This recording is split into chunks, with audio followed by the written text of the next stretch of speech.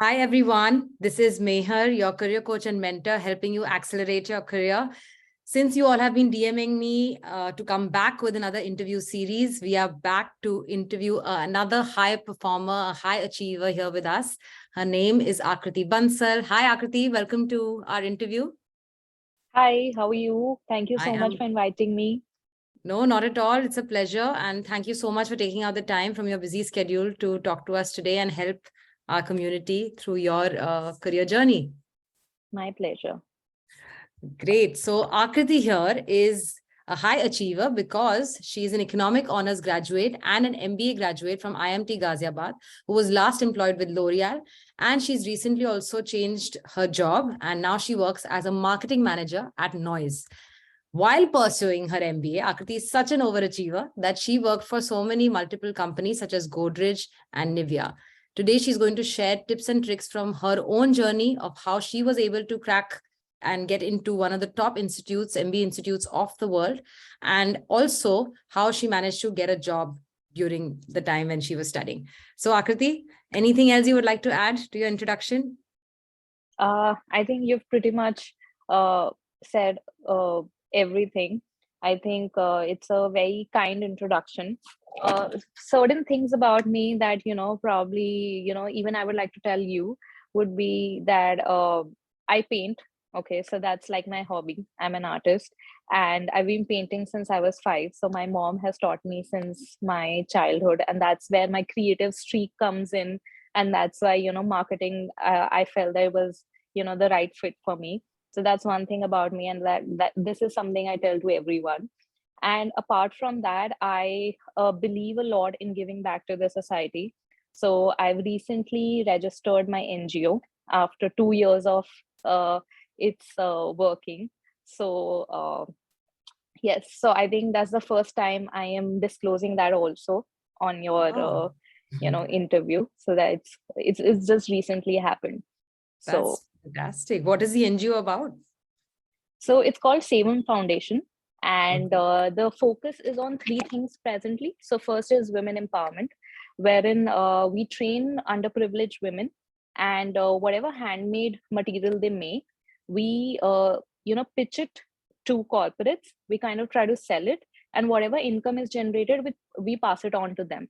So in a way, we are creating income for them, and we are training them so that they can sustain themselves.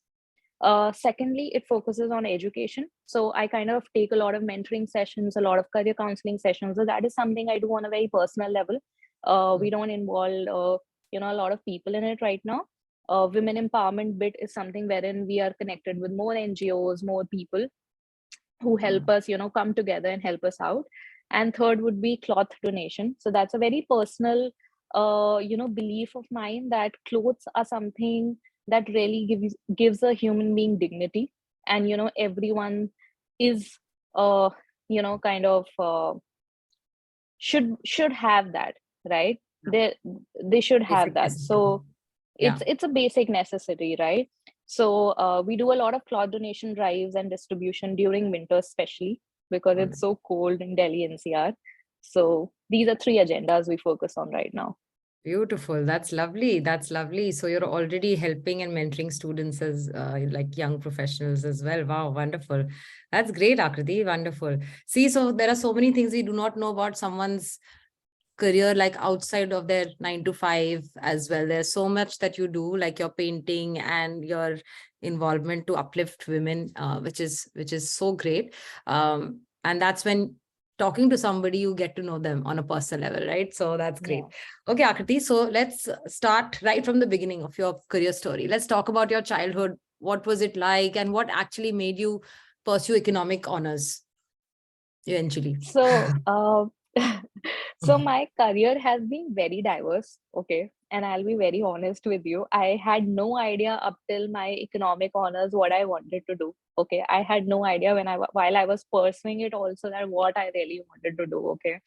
So I was an average student. Okay. I wasn't a very high achiever. I was like taking my 80s and 90s. I used to get, in my grades, and my parents used to be okay, she's doing fine. But I was just to be more of a co-curricular kind of person, more into Mm. debates and more into, theater and all of that. So I think as a child, I went through a lot of bullying. Okay. And I think that's a lot of people, a lot of kids in India and in specific kids go through that. I think that is one part of my life that really shaped me, because there was a part of me that really wanted to show everyone that, what I'm capable of. And I think all of that energy came out through theaters, it came out through debates, through hosting events and all of that. And I think it shaped me up good. So that's how I started. Then you know, through all of this, while I was doing my 10th, I, luckily, fortunately got good grades. I got into science, but, I did understand that engineering is something that is not for me. So economic honors was like an escape for me, basically. So, Yeah. I took it because I couldn't see any other option at that point of time.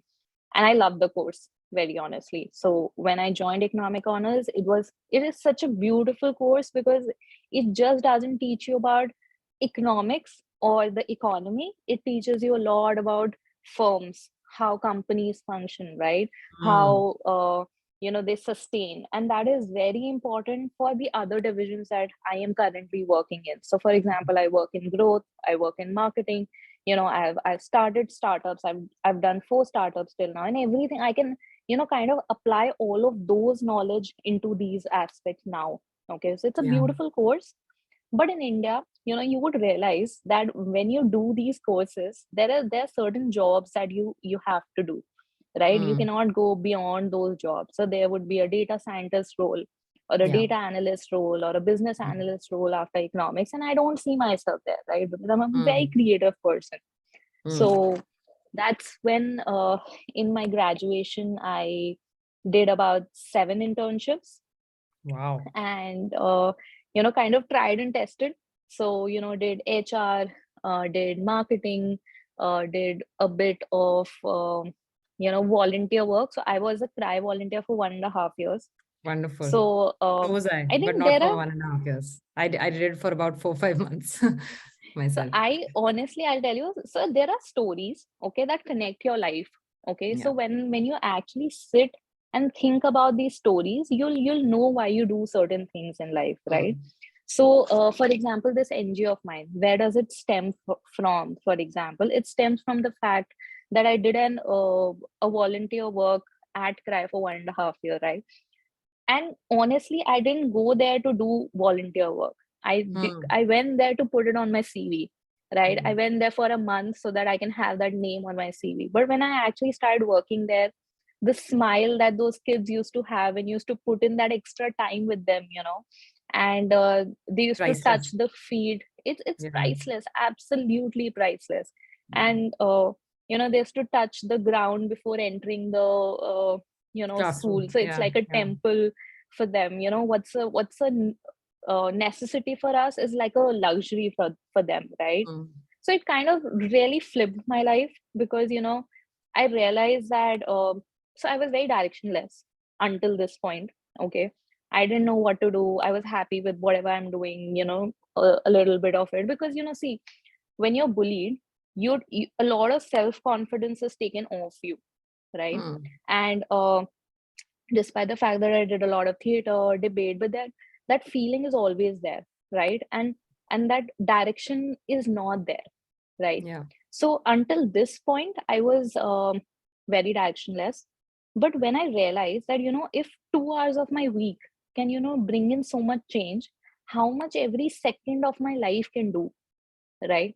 And that's when I started actually putting in a lot of effort into building me as a person so that I can help others. So that's how I went on to do other things going ahead.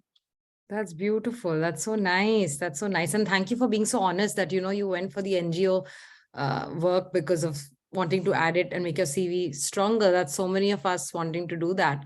But Akriti, I wanted to just talk a little bit about the internships that you said you did during graduation. You said you did 7 internships at that time. My God, I keep telling my students to get more involved on campus, off campus, but they just, didn't want to just do the degree for 3 years and then expect a job. Yeah. But that real life exposure is what teaches you and takes you to the next level and helps you actually get a job after graduation. So Right. could you please share with us what were the methods that you used to find an internship? And like you said, you explored different areas. What stuck with you then? So, like I told you, what I wanted to do after economic honors was not, I was very clear, I don't want to go into business analysis or data analysis, right? I don't see myself doing that kind of desk job, right? Hmm. So I understood by the end of my first year that, I really need to now start exploring my options, and I need to start finding a job now, right? Like my interest now. So I was simultaneously preparing for my MBA also, because that was like my backup plan in case I don't get a job, or maybe I don't get the right job, right?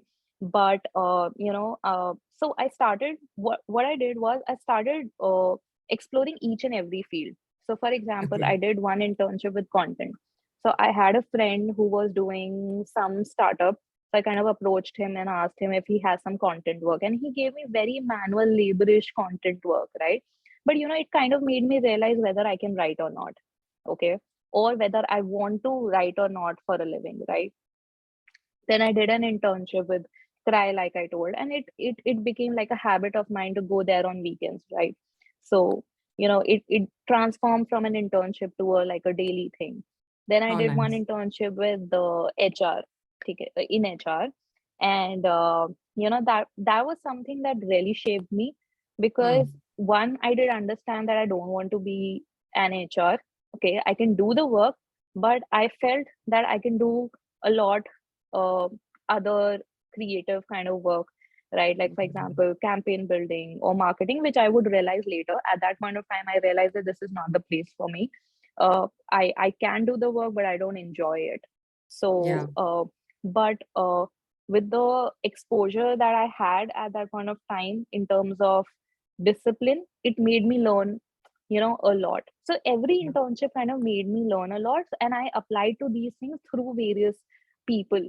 So, for Okay. example, I would, for Cry, I took out emails of a lot of NGOs and kind of just cold emailed them, and, Wow. asked them if they have some volunteer work or something for me. And that's how I connected with their volunteers or their, associates and all of that. Hmm. For my HR internship, I kind of, applied to Internshala and applied through LinkedIn and all that. So it was through Internshala that I got that internship. So I applied through different portals. So that was Wow. through that. So kind of explored a lot of different options. For example, personal references, cold emailing, portals, like exploiting portals, because you do get a call back. Okay, there are chances you might not, but you do also. Yeah. So did that. uh, I think my marketing internship was also through a portal. Uh, Apart from that, I did a research internship, which was with a professor. So I kind Hmm. of, reached out to professors and asked if they had something for me. So that was then one thing I did with them. So it's Amazing. like just exploring whatever options are there, because there's just one philosophy I think, that applies, ki पूछने में क्या जाता है? Just ask, So true. Yeah. you Yeah. know, No harm in asking. Yes. no Wow. harm in asking, absolutely. Wow. Yeah, that's amazing, Akriti. I think a lot of us actually don't realize the power of our network also. You said you reached out to people within your network and then you use these portals and you cold emailed. So when people say there are no internships, there are no jobs, probably they're not making that effort as much as is needed. Of course, not everybody's going to reply to you. Not everybody's going to say, yes, come work with us, but you have to keep going and not take it negatively if somebody says no, right? I'm guessing that's the Absolutely. mindset that you had at that time as well. Absolutely. And then there are emails you get replies to after 6 months, Yeah. after a year. And Yeah. they become like a blessing in disguise. After one year, you suddenly get an email, and it's probably just the thing you needed at that point of time, right? So the efforts always somehow pay off. So it's So just true. the efforts that count. Agreed. Agreed. So number one tip is to keep making efforts to find internships and projects and volunteer work during college. And the next thing that I wanted to talk about is that you said you explore different options, right? So that's also equally important, not just going down a career path and then thinking, yeah, we have to do economics for the rest of our lives, right? We can explore, and that's how graduation should be taken anyway. Absolutely. So when you were exploring different things, you said you already found one kind of interest in marketing, but you wouldn't have probably found that if you did not experience the other things, right? How would you Absolutely. jump out of bed one day and think, yeah, I want to do marketing, until you've experienced it yourself firsthand or spoken to people who are in that career? I'll tell you two things here, okay? So very Yeah. interesting two things. So one, like I told you, I was preparing for MBA, okay, and I scored really well that year, and I was already getting colleges, okay, right after my graduation. So my family was all said that she's going to do MBA, okay, and I had a lot of pressure that you go for MBA and you finish your education, okay. And at that point of time, had I chosen MBA, I would have Mm. gone into HR for sure, because Oh, I wow. knew that I know this work. Okay, so this is the best possible option for me right now, because I hadn't explored marketing till then. It was after my graduation that I did a 4 month um, internship in marketing, because that was the only thing left in my graduation that I did not do. And Oh, trust me, second thing that I wanted to tell you here was I hated marketing. really? Oh, So wow. yes, I got two offers while I was in graduation to do a marketing internship, and I turned them down because I thought that I wouldn't like it Without trying. without trying. Oh, wow. But So when when you, I then you, actually after tried, graduated, yeah, oh God. Then when you actually tried it, you were like, this is it. yeah, Oh, oh, wow. Oh, wow. yeah, So see, that's also a very hidden lesson there, that don't be in a rush to do a master's also, because by the time you're graduating, you probably don't even know what you want until like Akriti has done so many internships. If you have been doing proactively so many internships, then maybe if you've decided. But I still feel, Akriti, and I always tell my students that an MBA is like a master's degree, right? It's like you're getting a specialization in management. But what you want to be known for, you'll only know if you had some work experience in that field. So yeah. And once you do your MBA, you're done. yeah, yeah, then it's a little more difficult to pivot, right? Yeah, It can become a little bit more difficult to pivot, definitely. absolutely. Definitely. So then you did your internship for 4 months, and then you And took I the CAT. converted it into full time. Okay, wonderful. Wonderful. Yeah. So after my internship, I converted that job into full time and worked there for 2 years. So I was Wonderful. working at Noise only. So Okay. that time, Noise was a very small brand, and Okay. we started the brand from scratch. Build it up to a point wherein it was a 500 crore company. So Wow. for 2 years, I was handling their entire brand, from celebrity endorsements to strategic associations to influencer marketing to social media, everything. I did some of their first celebrity endorsements, and it was such a nice experience, because when you put your heart and soul into something, when you believe in something, the output does come, and you learn a lot. And during these 2 years, whatever I learned, I applied a lot of it into MBA, right? So these Hmm. 2 years were like really fruitful for me. So after my internship, I did these 2 years of work and then went on to do my MBA. And while in these 2 years, I was kind of giving my exams every year. How nice. Wow. So 2 years you were taking the CAT exams, the entrance exams, three three years. times you've taken. My God. Oh God, look at the determination there. Amazing, amazing. So you started working at Noise. You did really well at that place. But what was this kida in you to do an MBA? Like, why was there this fire to do an MBA is what I want to know. And what made you want to do an MBA? So one, there is some, I don't know, some force that attracts me to MBA. Okay. From forever, I knew that I had to do this course. Okay. Yeah. But apart from that, the logical reason, and this is a question that was asked to me in my L'Oreal interview also, and I gave them the exact same answer that I'm going to give you now, okay? That I was a fresher, okay? I had gone there to learn, right? But I was handling a very important responsibility. Now, when I used to pitch a campaign, the founders used to always ask me certain questions that I had no answer to, because one, I never knew how to do it. I never learned Mm. it from someone. No one taught me, right? And I had to go back and research a lot, do a lot of my own working, do a lot of back and forth with them, to actually get a plan approved. And so it used to take about 3-4 months for me, right? Mm. And I realized that's very important for me to add on a lot of more skills to myself, a lot of more credibility to myself, uh, a lot of more you know what do you say, uh, I needed to know those answers, right? And for a lot of knowledge to myself, basically. Mm. That's the right word. Mm. So skills, knowledge, and credibility.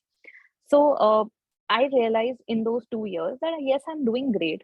Okay, I'm learning a lot. I've learned a lot. I've done some really amazing things that people take years to actually kind of reach this kind of level to do, right? But it is equally important for me to upskill, and Yeah. that's when it kept you know instilling in me. It kept making me more determined each coming day, that this is a course that I need to pursue to add on more things to myself as a person. And like I Mm. mentioned before also, I want to bring about a mass change, right? I want to give back to the society.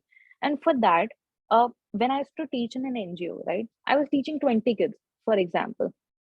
But if I want to do that to a mass At a audience, mass if I want level. to Yeah. reach to at a mass level, for example, today, why are we doing this interview, or why are we doing some, why do I have an NGO right now, right? Or why are you doing such amazing work, right? It's because we've kind of added a lot of things to ourselves. And that was my thinking and my journey, that until I make myself capable enough to be Yeah. able to tell people or help people or teach people, I will not be able to reach my end objective, which is to help people. Fantastic. Yeah, that's great. That's great. So you realize that you're meant to do something bigger, I guess, right? Yeah. That's what it was. And you said like maybe your knowledge had plateaued because there's only so much you can learn from a job, and then you need to upskill yourself. You need to keep learning. Great, great. So then how did IMT happen? What's the story there? So IMT happened, I think, the third time I gave my cat, I was determined this is the last time I'm giving it. Okay. Hmm. Because after this, it'll either be GMAT, okay, or I'll, then think of something else. But it had to be GMAT, because I was very sure that I had to do like MBA for sure. So I think my third attempt was the toughest, because so CAT is a strategy, right? So in the Hmm. first 2 years, I was preparing. That's fine. I have to prepare for 4-5 months. I have to give my CAT. I have to get decent colleges. Okay. So in my first year also, I got like the first time I gave CAT, it was like a decent college. I was getting a good one, not as great as IMT, but yes, a good one. Uh, Hmm. in my second year, because I was doing a job, I couldn't manage my studies, right? So I couldn't perform as well. And then the third time, I was like, this time I will go in full in, right? So I Yeah. Yeah. started preparing from Feb. I started preparing strategies, and went in with everything that I could. I cleared my base and everything. So for maths, my quant is the weakest. So I kind of did a lot of practice there, and thankfully, it converted. So I went there for interview and everything. Interview went great. So I got a call back uh, while I was in office. So uh, I think then that happened. Then I switched to IMT, and my 2 years at IMT were like awesome, Wow. because I think there is when everything compounded. So I believe a lot in compounding. Okay, so everything that I've done till now, until my MBA starts, all those learnings I could apply here, right? Hmm. And all those learnings that I was learning at MBA, I could relate to what I was doing Yeah. earlier. So it was all compounding, and I got to interact with some amazing people. I got to, start. You're able to hear me, right? Yeah. Yeah. Yeah. Okay, so I was able to, start 4 startups. Unfortunately, none of them could survive, but yeah, it was a That's the great startup experience. world. Startup Yes, life. yes. But I've relaunched one, which is my NGO. So the Very good. idea for an NGO came during my MBA, Wonderful. and did some short-term projects like you mentioned, Godrej, Nivea, Sesa Care, all of these projects with these companies. Uh, won an international level competition with L'Oreal. That's how I got placed with L'Oreal. Wow. So yeah, one couple of more, but I think L'Oreal one was the Wonderful. biggest achievement. That's So that's how amazing. IMT went. That's so cool. Really cool stuff, Akriti. And I love that you shared about the compounding effect. I just wanted to step back a little bit and talk about getting into IMT if you're comfortable talking about that. Yes, yes, So you absolutely. said you did really well in the CAT, of course, and then you had an interview. Do you mind sharing with us, like, what was the score like, and then how was the interview process? How does one prepare for that interview with the business schools? Absolutely. So again, I'll be honest, and for the benefit of the audience also, I'll be honest. My CAT didn't go that well. Okay, that year also, because CAT is a relatively tougher on the quant side, easier Hmm. on the verbal side, right? For Okay. me, my verbal is very strong. My quant is a little weaker, right? So when I realized, so the CAT happens in November, right? Hmm. November end, December starting. That's when your CAT happens. So I realized that my CAT has not went that well, and probably this year also I would not get, the college that I desire. So what I did was, for the next 1 month, I again prepped, whatever the shortcomings were in my CAT, I again prepped and gave that. Okay. That is tougher on the verbal, Hmm. a little easier on the quant, though people say it's tougher on the quant, but I felt that it's easier on the quant. Maybe it was a difference in topics, because CAT has a little different topics. Maybe ZAT had different topics, and maybe I was stronger on the ZAT topics for quant, right? So it completely depends there. Sorry, just a second, please. So that was there. I can't hear you very well now. That was better. That was better. Just a Oh, second. wait, now it's fine again.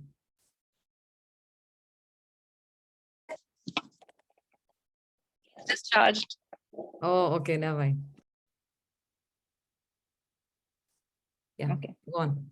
So I think I prepared for a month for that, and gave that, uh, and thankfully I scored like about a 96% in that, and even the quant score was decent enough to get me into IMT. So that's how I got a shortlist for IMT. Then I think they asked for profile, so I kind of sent my profile, like submitted on forms and everything. And then we had call interviews. I had went to the IMT Ghaziabad campus for an interview. So there were 2 rounds. One was a group interview round. Okay, it was not a group interview, it was a group activity, wherein you were divided in 2 groups, and you had to they had given you a topic, and you had to pitch each other to and fro of it, right? So that was there. And then there was a personal interview, which was also very chill. Like they want to know more about you as a person, your aspirations. They want to see how clear you are as a person, right? Why do you want to do MBA? What do you want to be in life? For example, they asked me, who do you aspire to be like? And I said Barack Obama, right? So they said, would you want to be the president of the United States? And I was like, yeah, if I am the resident, why not? Because I'm not, right? So I cannot be that, but yes, why not? So but I think it was a very good interview. They really just want to know you as a person, and not Yeah, ask you any kind of superficial concept based questions. very So good. plus my group activity went really well, so even that was also a result why my interview was pretty much normal. They didn't have a lot Mm. to ask to me, so it ended up very well also, like very quickly also. But yes, they did Wonderful. ask me certain GK questions, certain job related questions. But I would like to share one thing. So in my first year, when I gave my CAT for the first time, I had interviewed for a college. Okay. And the interview went terrible. Okay. Why? Because I was a fresh graduate. Okay. And they had asked me all economics related concepts. Oh Okay. gosh. And those concepts were something we were taught like in the first semester. Okay. So economics is such a vast course. Okay. They would never ask you anything which is like in depth of it. They would ask you first semester type questions, right? And I couldn't answer them. Obviously, I couldn't remember a lot of it. So I think it was a terrible uh, interview that had happened at that point of time. But I think it's always good to have some work ex, uh, because it gives you a lot more talking points in the interview. Yeah. But even Yeah. if you don't, uh, it's important for you to know yourself as a person, why you did a certain course in the past, why you are choosing to do an MBA, right? What makes you choose the particular college that you are applying to, and certain GK questions, general questions. Like, for example, I applied to marketing, so they asked me that why am I choosing marketing. So I was very clear that this is a field I want to go in. So they kind of liked my clarity. And so there would be certain people who would choose full time, and they would then think that what do they want to specialize in later. So Hmm. therein there could be questions wherein they would ask you that why do you don't know what you want to do right now, why are you taking full time, why not a specialization right from the very beginning, right? So everyone needs to have clarity about themselves in an Hmm. interview. That is what I felt about MBA interviews in general. Wonderful. So the entrance exam, group interview, and personal interview, those are the three things that one needs to prep and be very clear about why they want to do an MBA, what will they do with it, what will they do afterwards, and why from that particular university as well. Right? Okay. So Akriti, then how did you manage to get placed after your MBA? Were the campus events? Did the university help you in some way? How was your journey in getting placed? So I think when you get into a tier one college, you get ample of opportunities in terms of placements, right? Even my short-term projects with like with Nivea, Sesa, and my internship with Godrej, they were all provided by the college. Godrej was through competition, but yet again, had I not been at IMT, I wouldn't have gotten the access to that competition. So when you get into such colleges, you get access to all the placement related activities also. And when it comes in terms of L'Oreal, right? So I got the PPI through the competition because we were the national winners, and then I converted it into a PPO. So that's how I got placed. But like I said, again, you need to have clarity from the very beginning. And even if you don't have clarity from the very beginning, you should work towards getting clarity. Because I know, as a matter of fact, that in my college, most of the placements for marketing comes for sales, right? Hmm. And me as a person, I didn't wanted to go into sales for a longer period of time. I wanted to get into marketing. So Hmm. from day one, I had started working towards securing a job in marketing. So I had kind of did a lot of these short term projects. One was in consumer research, one was in sales because I wanted to try it out, one was with L'Oreal, which was very brand centric and everything. So all of these things were done very strategically so that I land up a job as a brand manager or in marketing. Hmm. Okay, wonderful, wonderful. That's great that you had those opportunities on campus and you made the most of it. I'm sure nothing comes on a platter. You have to make the most of the opportunities that are coming to you, right? Absolutely. Wonderful. That's great, Akriti. I think your career journey has been so amazing and you've inspired me today so much. And thank you for being so honest. I just wanted to ask you two final questions. One is that what is your vision for your future? And the second is if you have any advice that you would give now to your 20-year-old self or any advice you would give to a 20-year-old watching the video right now. Sure.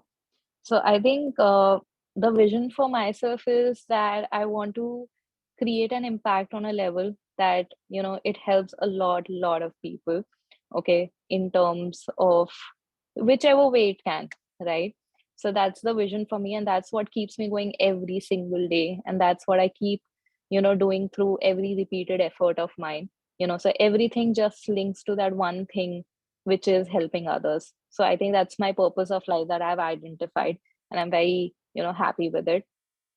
And the only advice I would give to 20-year-old self of mine would be, so I was recently, I found a very old diary of mine, okay, and I kind of opened it, and everything is written in it. Okay, everything, right?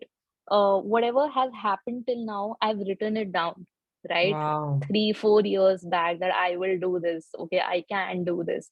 So just make sure that you write, okay, whatever you want to achieve, and then kind of keep working towards it, because you will.